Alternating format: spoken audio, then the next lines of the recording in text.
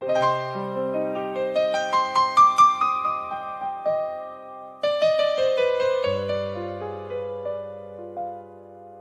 yoldan azıp nabeled ünvanlara düştüm. Mecnun'a dönüp çöllü biyabanlara düştüm. Zennimce cehennem odu etmez mənə təsir.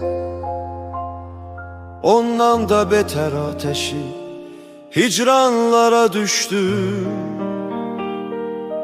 İslanmışa çox gəlmə hədə qorxu yağışlar.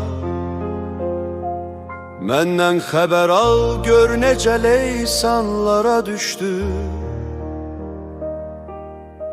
Əvvəl ata sülbü, ana bətni və bu dünya.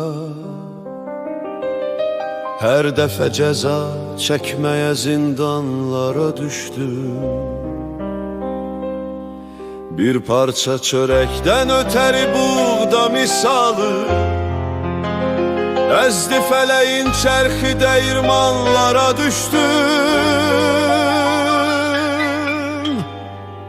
Mən surətinin fikrinə daldıqca üzlüm.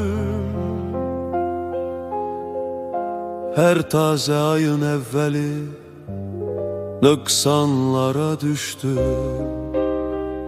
Aydın eline aldı qələm ta bu ümidlər. Bəlkə sözə xatir dilə dastanlara düşdüm.